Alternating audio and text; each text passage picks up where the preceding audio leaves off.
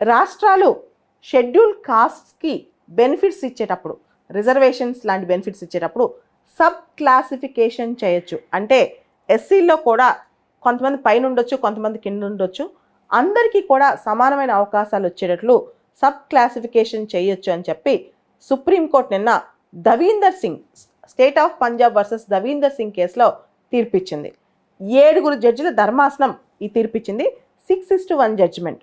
అయితే ఈ తీర్పులో మెయిన్ కంటెన్షన్స్ పక్కన పెడితే, అంటే మెయిన్గా మనం మాట్లాడిన అంశం అసలు ఎస్సీలని సబ్ క్లాసిఫై చేయొచ్చా, ఎస్సీలు అందరూ హోమోజీనస్ గ్రూపా హెట్రోజీనస్ గ్రూపా, అంటే వీళ్ళందరూ ఒకే గ్రూప్ కిందకు వస్తారు, వీళ్ళలో కూడా చాలా తారతమ్యాలు ఉంటాయా, ఈ క్వశ్చన్స్ అన్నిటికీ సుప్రీంకోర్టు ఆన్సర్ చెప్పింది. దీంతో పాటు ఒక పెద్ద చర్చ బయటకు వచ్చింది. ఆ చర్చే క్రీమీ లేయర్ గురించి. అసలు ఈ క్రీమీ లేయర్ అంటే ఎవరు, అసలు ఈ క్రీమీ లేయర్ అనే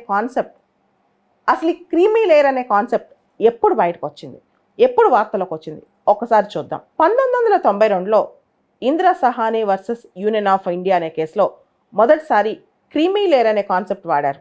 అప్పట్లో ఓబీసీలకి 27% రిజర్వేషన్ ఇవ్వచ్చు, అయితే ఓబీసీలోని క్రీమీ లేయర్కి ఈ రిజర్వేషన్ వర్తించకూడదు అని చెప్పి.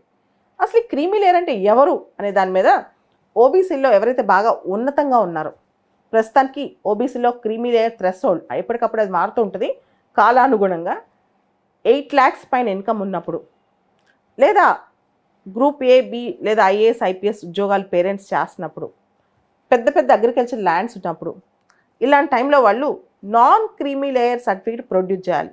ఎవరైతే బాగా రిచెస్ ఉన్నారో, లేదా పేరెంట్స్ ఐఏఎస్ ఐపీఎస్ లేదా వాళ్ళకి సంబంధించి గ్రూప్ ఏ గ్రూప్ బి ఇలా టాప్ మోస్ట్ జాబ్స్ చేస్తున్నారో వీళ్ళందరూ క్రీమీ లేయర్ కిందకి రారనమాట. దానికి సంబంధించి ప్రాపర్ క్రైటీరియా ఉంది ఓబీసీకి సంబంధించి.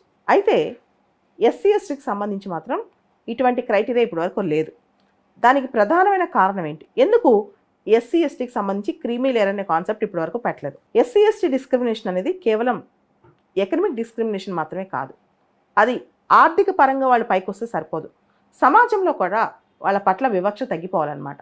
అప్పుడే వాళ్ళకి క్రీమీ లేయర్ అప్లై చేయొచ్చు అని చెప్పి చాలామంది అభిప్రాయపడ్డారు. సో కాబట్టి షెడ్యూల్ క్యాస్ట్ షెడ్యూల్ ట్రైబ్స్లో క్రీమీ లేయర్ ఇంతవరకు రాలా. అంటే నువ్వు పెద్ద వేల కోట్లు ఆస్తున్నా నీకు క్రీమీ లేయర్ వర్తించదు, ఎస్సీలో నీకు రిజర్వేషన్ పొందొచ్చు, లేదా మీ తండ్రి ఐఏఎస్ అయినా నువ్వు మళ్ళీ సివిల్స్లో రిజర్వేషన్ పొందొచ్చు ఎస్సీ కింద ఎస్టీ కింద, ఇట్లాంటివి చాలా ఉన్నాయన్నమాట.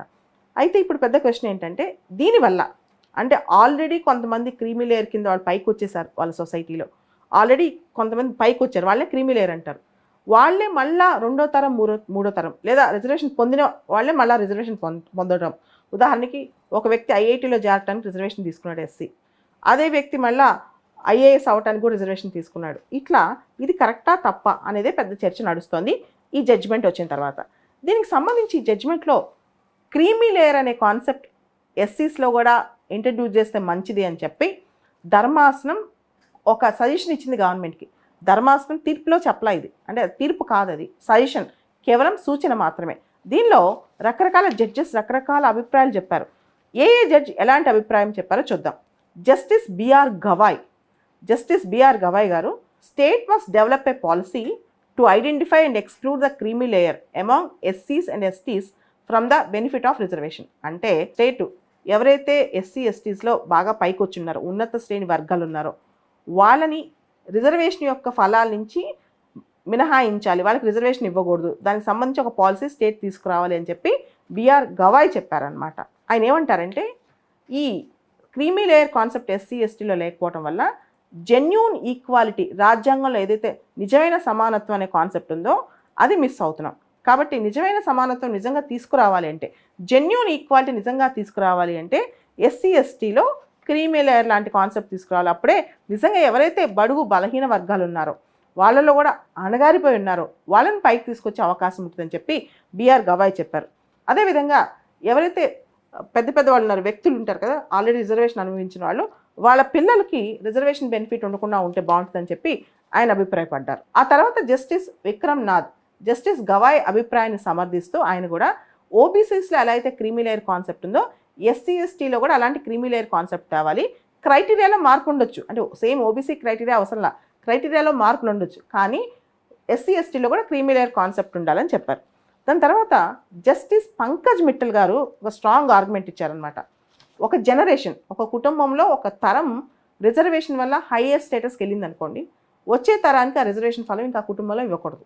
అంటే మన తాతో తండ్రో రిజర్వేషన్ ఉపయోగించి పెద్ద కలెక్టరు ఇంకో పెద్ద పదవిలో ఉన్నారు, తర్వాత నెక్స్ట్ వచ్చే తరానికి ఇంకా వాళ్ళు బాగుపడినట్లే కదా కుటుంబం, కాబట్టి ఆ కుటుంబంలో కూడా ఇంకో కుటుంబంలో ఫస్ట్ జనరేషన్కి ఇవ్వాలి అని చెప్పి జస్టిస్ పంకజ్ మిట్టల్ అభిప్రాయపడ్డారనమాట.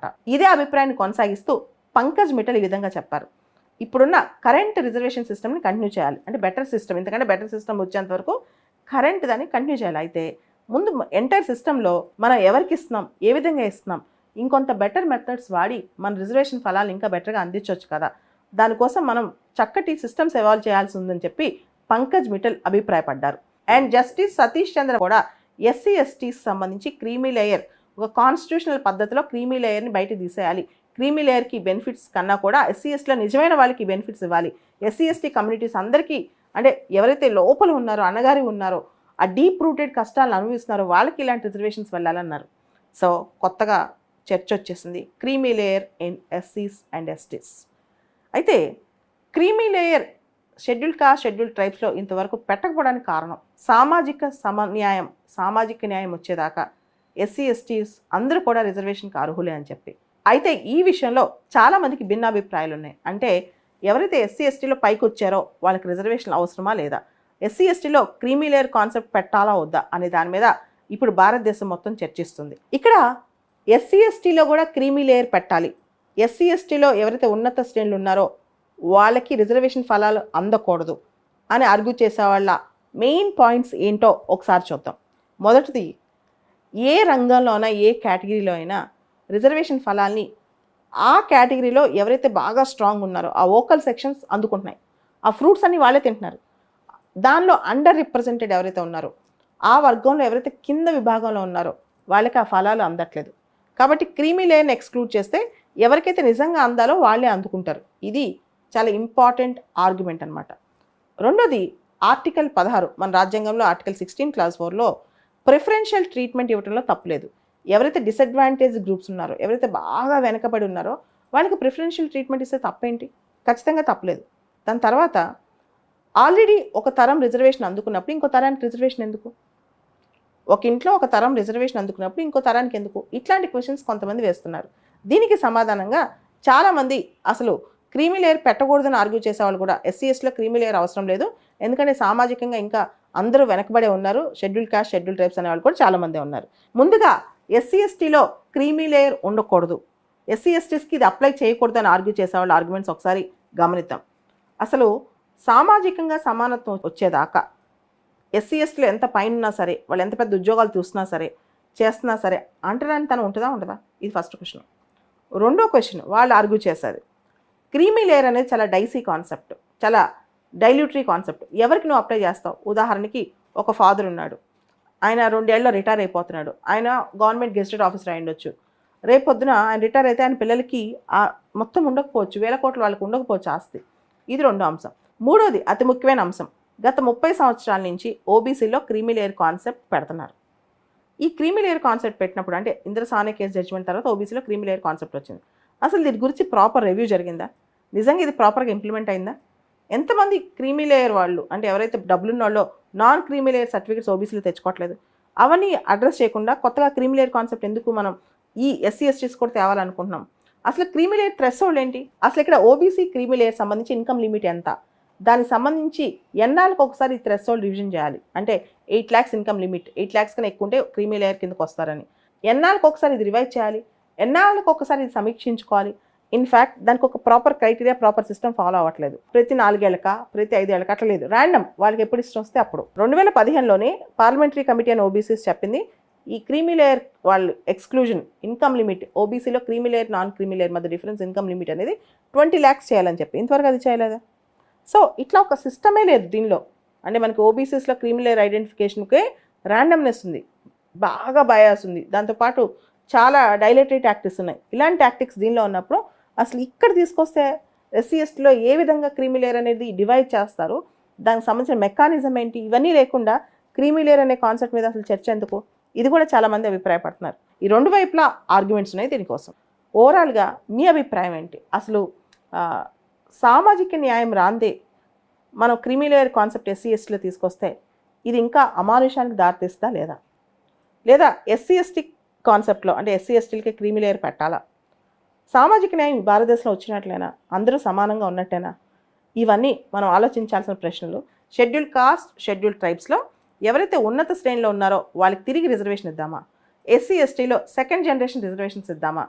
అదేవిధంగా ఎస్సీ ఎస్టీలో బాగా డబ్బులున్న వాళ్ళకి, ఐఏఎస్ ఐపీఎస్ ఆఫీసులు ఆల్రెడీ అయిన వాళ్ళకి ఎడ్యుకేషన్లో లేకపోతే ఎంప్లాయ్మెంట్లో రిజర్వేషన్స్ ఇద్దామా?